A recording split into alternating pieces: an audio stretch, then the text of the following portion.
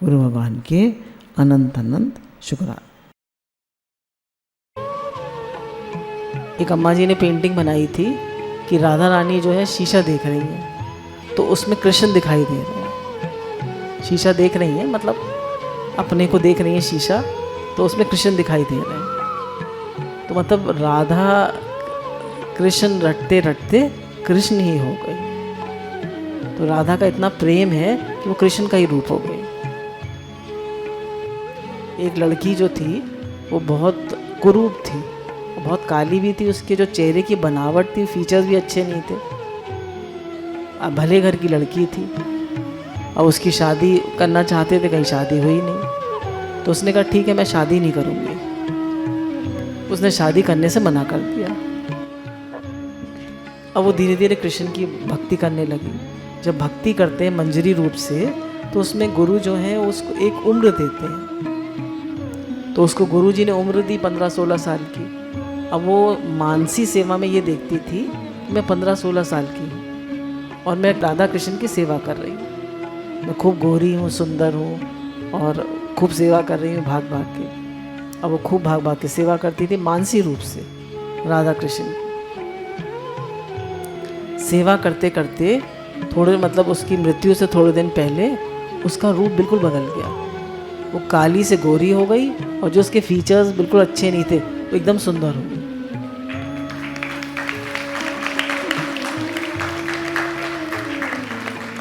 एकदम उसका रूप बदल गया।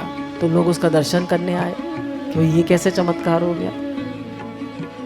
तो सेवा से है ना, सेवा से जिसका उसने चिंतन किया, राम जपत राम ही हो जाए, कृष्ण जपत कृष्ण हो जाए। आप जिसका चिंतन करेंगे, जिसका ध्यान करेंगे, आप उसी का रूप हो जाएंगे। जब हम गुस्सा होते हैं, चिड़चिड़ाते हैं, तो हमारी आंखें कैसी होती हैं? छोटी छोटी। और जब प्रेम होता है तो हमारी आंखें कैसी हो जाती हैं? बड़ी बड़ी। बड़ी बड़ी क्यों हो जाती हैं? ताकि उसमें ज़्यादा लाइट आए, प्यूपल एनलार्ज हो जाता है। आँख में जो गोल गोल होता है ना प्यूपल, तो वो एनलार्ज हो जाता है, बड़ा हो जाता है कि ज़्यादा रोशनी आए, हम ज़्यादा अच्छे से देख पाए। और गुस्से में हम देखना नहीं चाहते तो आंखें छोटी हो जाती हैं। तो अभी कह रहे हैं प्रेम कैसे आता है अंदर में? आँखों से। प्रेम के मार्ग में पहला कदम चक्षु राग नैन प्रीति है। आप कभी भगवान का ध्यान करें तो यदि केवल आँख का ध्यान करें, कह रहे हैं भगवान का कभी ध्यान करें तो केवल आँख का ध्यान करें, आँख से आँख मिला दें, भगवान की आँख से आँख मिला दें। भगवान की आँख में आप अपनी परछाई देखें, भगवान की आँख में आप अपनी परछाई देखें और भगवान की आँख में अपनी परछाई देखें तो आपका, और अपनी आँख में भगवान की परछाई देखें, भगवान की आँख में अपनी और अपनी आँख में भगवान की, तो आपका ध्यान टूटने का नाम नहीं लेगा। यह वीक्षण है। इसके बाद मन में संकल्प उठता है, संकल्प के बाद लालसा आती है। बोले जब हमारा प्रेम हो जाता है तो संकल्प उठता है, फिर लालसा आती है, फिर व्याकुलता होती है, फिर मिलने का प्रयत्न होता है। इसमें अनेक भूमिका आती है। अभी तो गोपियों के अंदर में सिर्फ कृष्ण को देख रही हैं, सिर्फ उनका प्रेम है, और फिर उनमें उनके मन में उनसे मिलने की लालसा। वो तो खाली देखती हैं, जब वो सुबह आते हैं तो देखती हैं, जाते हैं तब देखती हैं, और जब लौट कर आते हैं तो देखती हैं। अब बता रहे हैं प्रेम तो प्यास है और रस है। प्यास ये जानो राधा जो को रूप, प्यास इन्हीं के पुनः पुनः उत्थान का नाम प्रेम है। कह रहे हैं प्रेम में क्या होता है, जैसे मीरा जो थी या गोपियाँ जो थी, जब भगवान को देख लेती थी थोड़ी देर तृप्ति आ जाती थी, फिर जब तक वो शाम तक आते थे फिर बेचैनी हो जाती थी। तो प्रेम का क्या रूप है? प्यास और तृप्ति, प्यास और तृप्ति, यही प्रेम का रूप है। बोले प्रेम में पूर्ण तृप्ति कभी नहीं आती है, बार बार मिलने की इच्छा होती है, बार बार मिलने की इच्छा होती है। तो प्रेम का स्वरूप ही है ये। प्रेम जो है ये तृप्ति और प्यास की जोड़ी है, तृप्ति और प्यास की जोड़ी है। का प्रेम पहले प्यास फिर तृप्ति, फिर प्यास फिर तृप्ति। एक दिन ब्रज में ग्वालिन जो थी आंख बंद करके ध्यान कर रही थी। तो नारद जी आए, बोले तू ब्रज में रहने लायक नहीं है। बोले क्यों? बोले आंख बंद करके कोई प्यारे को देखा जाता है? बताइए, आंख बंद करके कोई प्यारे को देखा जाता है? यहाँ खुली आंखों से देखने का है।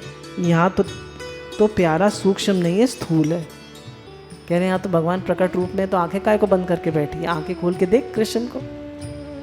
आंखें बंद करके क्यों बैठी है? आंखें बंद करेंगे तो नींद आ जाएगी। किसी सूक्ष्म लोक का कोई देवता नहीं है, वह तो इसी मूल भौतिक लोक में रहता है। कह रहे हैं भगवान तो इसी लोक में रहते हैं, ब्रज में आए हैं। तो हृदय है, पूरी पृथ्वी का हृदय है वृंदावन। तो तभी तो कहते हैं ना कि वृंदावन धाम जो है उसमें लोग जब परिक्रमा करते हैं तो भगवान का हृदय है। तो इसीलिए जूते चप्पल पहनकर नहीं चलना चाहिए। और जब संतों को लीला चिंतन नहीं होता तो उनके गुरु लोग क्या कहते हैं, जो परिक्रमा मार गए उसमें लोट लगा लो।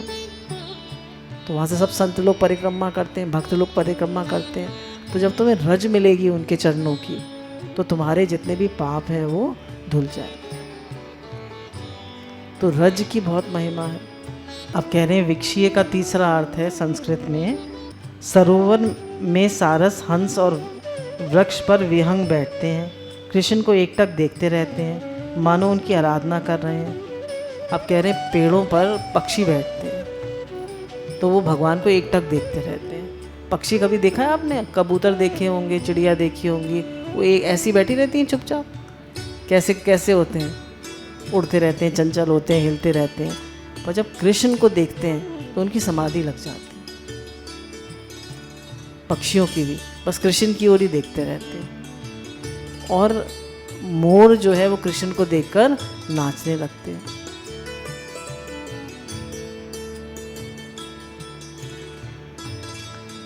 अब वो कह रहे हैं कि जो पक्षी हैं वो पशु पक्षी भी इतने प्रेम से देख रहे हैं। पशु पक्षी भी जो हैं भगवान को इतने प्रेम से देख रहे हैं, उसको हम मानवीय न देखें, ये कैसे संभव है? कह रहे हैं भैया जो ये पशु पक्षी हैं ये भी तो मानवीय हैं, मानवीय हैं तभी तो देख रहे हैं इतने प्रेम से। नहीं तो बोले मनुष्य की तो बात ही क्या है, पशु पक्षी भी यहाँ दीवाने हैं भगवान के। हिरन भी दीवाने हैं, गाय भी दीवानी है, बछड़े भी दीवाने हैं, सब दीवाने हैं। तो कह रहे हैं हम मानवीय नहीं है, भारतीय हैं। और बाबा भारतीय नहीं ब्रजवासी हैं, और ब्रजवासिनी नहीं वृंदावन की ग्वालिनी है। हम कृष्ण को ना देखें कैसे संभव है? कह रहे हैं हम तो कृष्ण को ज़रूर देखेंगे, हम कृष्ण को ना देखें कैसे संभव है? तो हमने तुमको देखा और क्या देखा? कह रहे हैं हमने तुमको देखा और क्या देखा? तुम्हारे काले काले घुंघराले बाल हैं। भगवान के इतने लंबे लंबे बाल हैं ना, और बाल भी जो है भगवान कहते हैं ऊपर रहो, तो ऊपर नहीं रहते, बार बार नीचे आ जाते हैं ताकि ऐसे उड़ें और भगवान के होठों को छुएं, उनके कपोलों को छुएं, बार बार वो छूना चाहते हैं। तो बोले भगवान का जो रंग है वो कैसा है? भगवान का रंग सांवरा नहीं है, भगवान का रंग नीला है, नील उज्ज्वल मणि। आपने हीरा देखा है? असली हीरा, उसमें से नीली नीली किरणें निकलती है। तो बोले भगवान का जो रंग है वो नील उज्ज्वल मणि है, नील उज्ज्वल मणि। तो उनका नाम, एक भगवान का नाम जो है वो नीलो उज्ज्वल मणि है। उनके काले काले घुंघराले बाल हैं, उनके शरीर से ऐसी दिव्य गंध आती है कि भौरे उनके पीछे पीछे दौड़ते हैं। भगवान के शरीर से ऐसी गंध आती है कि भौरे उनके पीछे पीछे दौड़ते हैं। आपने देखा है? सारूप को भ्रमर प्राप्त और स्वरूप को प्राप्त बाल ऊपर नहीं रहना चाहते, बार बार कृष्ण उनके ऊपर करते हैं और चलो चलो तुम सिर पर रहो, पर वे कहते नहीं नहीं हम तुम्हारी कपूलों को छेंगे, इसलिए नीचे गिर पड़ते हैं। भगवान बार बार अपने बाल ऊपर करते, पर वो बार बार नीचे जो उनकी लटें हैं वो बार बार आके उड़ती हैं। लटें तो होठों को छूती है ना, तो बार बार उनके होठों को छूना चाहती है। माने बालों को भी ये लोभ है हम कृष्ण के कपोलों का स्पर्श करें। उन्हें सालोक नहीं चाहिए, सेवा चाहिए। कृष्ण को भी, उनको बालों को भी सालोक नहीं चाहिए, क्या चाहिए? सेवा चाहिए। अब ये तो उन्होंने बताया भगवान के अलकों की बात। अब बताया भगवान के जो कुंडल हैं उन पर आके लक्ष्मी जी बैठ गई है। लक्ष्मी जी, उनके कुंडल है ना भगवान के, उस पर लक्ष्मी जी आकर बैठ गई है।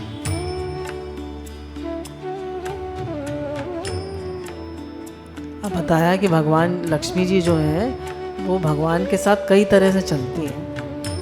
एक तो गरुड़ पे चलती हैं, जब भगवान के साथ होती हैं तो गरुड़ पे चलती हैं, और जब अकेली आती हैं तो उल्लू पे चलती हैं। मतलब आदमी को तब विवेक नहीं रहता। जब लक्ष्मी अकेली आती हैं वो खाली लक्ष्मी लक्ष्मी करता है और भगवान को नहीं पूछता, खाली लक्ष्मी को चाहता है, तो भगवान उल्लू पे आती है, उसको उल्लू बना देती है। पैसा तो आता है पर सुख और शांति नहीं रहती जीवन में, दुखी रहता है। पैसा भी खूब है। कभी आपने देखा होगा एक आदमी अच्छा खासा पैसा कमा रहा है, संतुष्ट है, खुश है, फिर कहेगा और काम बढ़ा लो, और काम बढ़ा लो। चलो और काम बढ़ा लिया, अब क्या होगा?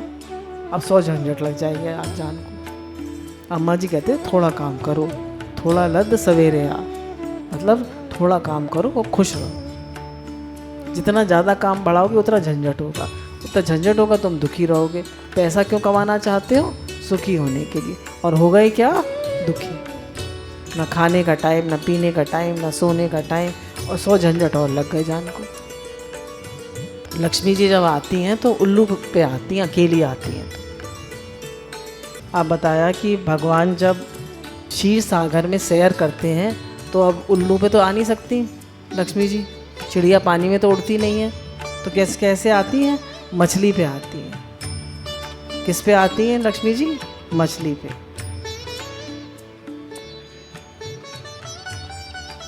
उनका जो जितने भी बड़े लोग होते हैं उनके आसपास कुछ लोग होते हैं जो उनके कान भरते रहते हैं, देखा आपने? यस मैन नहीं होते हैं वो इधर उधर की वो बातें बताते रहते हैं, उसने ये किया, उसने वो किया, वो सब इधर उधर की इन्फॉर्मेशन देते रहते हैं। यस मैन भी कह लीजिए, मतलब वो इधर उधर की इन्फॉर्मेशन देते रहते हैं। बोले बड़े लोगों के, अब भगवान भी बड़े हैं तो उनके पास भी आसपास रहते हैं, तो उनके पास कौन रहती हैं? सबसे लक्ष्मी जी रहती हैं। सबसे पास उनके कौन रहती हैं? लक्ष्मी जी। भगवान भी बड़े हैं तो उनके कान में लगे एक और सांख्य और एक और योग है। तो भगवान के कान में कौन लगे? एक सांख्य है। सांख्य माने कौन? इसमें जो ज्ञान है ना वो सांख्य है, और योग मतलब ध्यान। ये दोनों लगे। सांख्य माने विवेक और योग माने मन को एकाग्र करना। तो विवेक और एकाग्रता भगवान से सिफारिश करते हैं कि इस आदमियों की ओर जरा आँख उठाकर देख लो। तो विवेक और ध्यान सिफारिश करते हैं लक्ष्मी जी से कि भाई, लक्ष्मी जी कहती हैं कि इनकी ओर जरा आँख उठाकर देख लो। तो अब लक्ष्मी जी ने क्या किया कि एकाग्रता और विवेक दोनों को वहाँ से हटा दिया और स्वयं कान की जो ध्वजा है मछली, उसका सहारा लिया और आके कान के पास लग गई और बारंबार अपने प्रतिबिंब से कृष्ण के कपोलों का स्पर्श करती है। अब कह रही लक्ष्मी जी आई तो उन्होंने विवेक को और ध्यान को दोनों को हटा दिया और खुद भगवान के कुंडल पे आकर बैठ गई। तो आप कह रहे हैं विवेक और ध्यान से भगवान नहीं मिलते हैं। ध्यान दीजिएगा, भगवान जो है विवेक और ध्यान से नहीं मिलते हैं। भगवान कैसे मिलते हैं? जिसके हृदय में भगवान के प्रति कामना होगी, मिलन की तीव्र आकांक्षा होगी, उसकी ओर भगवान देखेंगे। देखिए, सबको तो पैसा चाहिए, मान चाहिए, प्रतिष्ठा चाहिए। भगवान किसको चाहिए? किसी को चाहिए भगवान? देखिए, दुनिया के मालिक भगवान है, सब चलाने वाले भगवान है, सब कराने वाले भगवान है। उन्हीं की कृपा से सब हो रहा है, उन्हीं के हुक्म से सब चल रहा है, फिर भी हम उनसे प्यार नहीं करते। और जैसा वो प्यार करते हैं वैसा दुनिया में कोई प्यार नहीं करता, फिर भी हम उनसे प्यार करने को तैयार नहीं। पर आप प्यार कह लीजिए, प्रेम कह लीजिए। तो बोले भगवान किसको मिलते हैं? भगवान किसको मिलते हैं? जो उनको चाहता है, जिसके दिल में उनसे मिलने की आकांक्षा है। भक्ति में विवेक और एकाग्रता की ज़रूरत नहीं है। कह रहे हैं भक्ति में बस भगवान को चाहो, दिल जान से भगवान के लिए तड़प हो जाओ। भक्ति में भगवत प्राप्ति की लालसा आवश्यक है। अब कह रहे हैं भगवान ने जीव के मन में दो चीज़ें दी हैं, एक चिकित्सा और एक लिप्सा। चिकित्सा क्या है? करने की इच्छा, और लिप्सा है पाने की इच्छा। तो हर आदमी देखिए करने को भागा फिर रहा है, ये कर लूँ, वो कर लूँ, ये कर लूँ, वो कर लूँ, और फिर ये खाली करने की इच्छा नहीं है, पाने की भी इच्छा है। पैसे वाला बन जाऊँ, बड़ा आदमी बन जाऊँ, ये कर लूँ, और अगर खूब पैसा मिल गया तो अब मान चाहिए। एक जान पहचान के हमारे, उनके हस्बैंड बहुत बड़े डॉक्टर हैं, तो खूब डॉक्टरी में पैसा कमा लिया, सब कर लिया, अब नाम चाहिए। अब क्या करेंगे? अब पॉलिटिक्स में खड़े होंगे। तो कहने ये जो करने और पाने की इच्छा है, ये जीव को संसार में फंसा देती है। फिर बताया कि जब भगवान को, एक तो ये हुआ, भगवान के बाल हुए, भगवान के कुंडल हुए, फिर बताया कि भगवान को मतलब उसमें से लक्ष्मी जी भी निकली, समुद्र मंथन हुआ, और एक निकले समुद्र मंथन में से सुधा। सुधा किसको कहते हैं? अमृत। तो सुधा जो है वो ना तो दैत्यों के हाथ में लगी, ना देवताओं के हाथ में लगी, किसी के हाथ में नहीं आई। तो वो बोले हम तो सिर्फ श्री कृष्ण के कपोलों पे रहेंगे और हम किसी के पास नहीं जाएंगे। तो अमृत कहाँ रहता है? भगवान के कपोलों पे। और भगवान उसे कहाँ से निकालते हैं? अपनी वंशी ध्वनि से। देखिए वंशी ध्वनि कोई बजाएगा तो उसका बार बार स्वर टूटेगा, पर भगवान जब वंशी ध्वनि बजाते हैं तो उनका स्वर टूटता है कभी? क्यों? क्योंकि उनके होठों में अमृत है, उनकी वंशी ध्वनि कभी टूटती नहीं है। बोले अगर कोई प्रेम करता है और कहे हम प्रेम तो करते हैं आपसे, पर हम परतंत्र नहीं रहना चाहते, हमें तो फ्रीडम चाहिए। आजकल है ना फ्रीडम फ्रीडम फ्रीडम, लड़कियों को भी फ्रीडम चाहिए, हर एक किसी को फ्रीडम चाहिए, हम बंद के नहीं रहना चाहते। तो बोले तुम बेवकूफ़ हो, इसमें ऐसे ही लिखा है, तुम बेवकूफ़ हो। बोले प्रेमी तो बंध कर रहना पड़ता है, प्रेमी मुक्त होकर कैसे रहेगा? प्रेम तो संबंध होता है, प्रेम में तो बंधन होता है, प्रेम में मुक्ति कैसी? प्रेम में मुक्ति यदि है तो सबसे मुक्ति है, परंतु अपने प्रियतम से मुक्ति नहीं। प्रेम तो बंधन होता है, कहते हैं ना भगवान से संबंध बनाओ। तो बोले सबसे छुट्टी ले लो, पर अपने प्रियतम से छुट्टी मत लो। कह रहे हैं और कोई रस तो नहीं चलता प्रेम में, पर प्रेम में एक ही रस चलता है, वह वीर रस द्वारा श्रृंगार रस को पुष्ट करने के लिए है। जहाँ वीर रस होता है वहाँ श्रृंगार भाव परिपुष्ट होता है। श्रृंगार रस का मित्र है वीर रस। रसों में भी आपस में मैत्री होती है। जैसे आप समझो श्रृंगार रस को प्रसंग है और आंखें रसगुल्ले सी लाल लाल हो जाए और रौद्र आ जाए। कह रहे हैं श्रृंगार रस में कौन सा रस अच्छा लगता है? वीर रस। किसी गोपी को कोई तंग कर रहा हो तो कृष्ण जी आएंगे और एकदम गुस्सा करके उसको छुड़ा लेंगे, तो वो क्या होगी? वो खुश हो जाएगी। तो अब गोपियाँ कहती हैं भाई मतलब आपने सारे राक्षसों को मार मार के भगा दिया, हम तो आपकी बाहों की रक्षा में हैं, आप तो वीर बाहु हैं, हमें और किसी की ज़रूरत क्या है? आप तो वीर बाहु हैं। कह रहे वीर रस जो है वो श्रृंगार में अनुकूल होता है।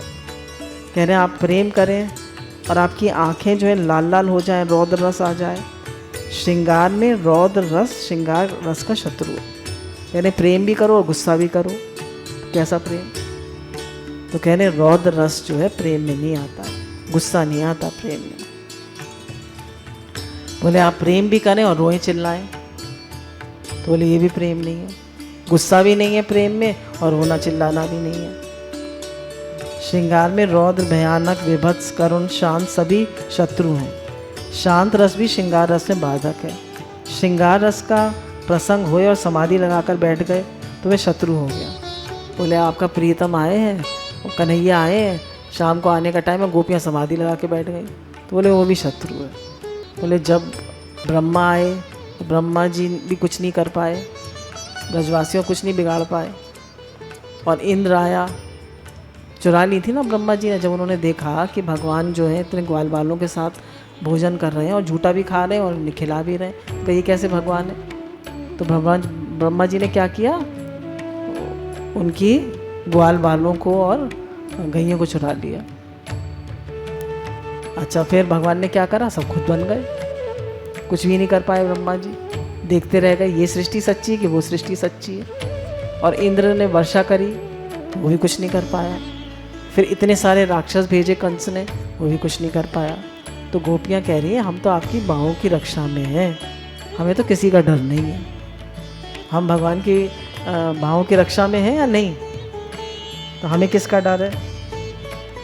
तो हमें किसी का डर नहीं है। बोले निर्भय होए भजो भगवान, निर्भय होकर भगवान को भजो, डरो नहीं। अगर डर डर कर भगवान से प्रेम किया तो क्या प्रेम किया? भगवान का हर विधान मंगलमय है, भगवान की हर चीज़ बढ़िया, सुख भी दे, तेरे फूलों से भी प्यार, तेरे कांटों से भी प्यार, जो भी देना चाहे दे दे करता। क्या खास बात बताई आज कि प्रेम जो है वो विश्वास से शुरू होता है और सेवा में ख़त्म होता है। तो विश्वास और सेवा चाहिए। फिर करता हमें करने का बहुत वेग है। बोले करना है तो करने का वेग है तो ठीक है, पर पाना भी है तुम्हें, तो पाने का वेग नहीं होना चाहिए। जो भगवान दे दे उसमें संतुष्ट रहो, है ना। जो भगवान दे दे उसमें संतुष्ट रहो। भगवान जानते हैं तुम्हें कितना देना है। और फिर बताया कि सब चीज़ें भगवान की चाहना करती हैं। बाल भी जो हैं वो चाहना करते हैं कि हम भी भगवान के होठ छुएं, कुंडल भी चाहना करते हैं। और यहाँ पे विवेक और उसका काम नहीं है, ध्यान का। इसमें किसका काम है? भगवान के लिए तड़प हो, आकांक्षा हो, भगवान के लिए लालसा हो। आँखों से शुरू होता है प्रेम। कहाँ से शुरू होता है? आँखों से। माँ अपने बच्चों को कैसे देखती है? कितने लाड़ से ध्यान लगा के बैठ जाती है माँ, हैं? माँ ध्यान लगा के बैठ जाती है, वो देखती रहती है अपने लाला को। 1000 बार देखेगी, 100 बार देखेगी। एक दिल्ली की प्रेमी है, तो उन्होंने बताया कि जब से कन्हैया आए हैं तो मैं चौके में थोड़ी देर काम करती हूँ और फिर वो उनको आके देख लेती हूँ। फिर उन्हें थोड़ी देर गोदी में लेके बैठ जाती हूँ और फिर जाके किचन में काम कर लेती हूँ। फिर थोड़ी देर में मुझे लगता है फिर मैं अपने लाला को देखने आ जाती हूँ। फिर उन्हें थोड़ी देर गोदी में बैठा लेती हूँ।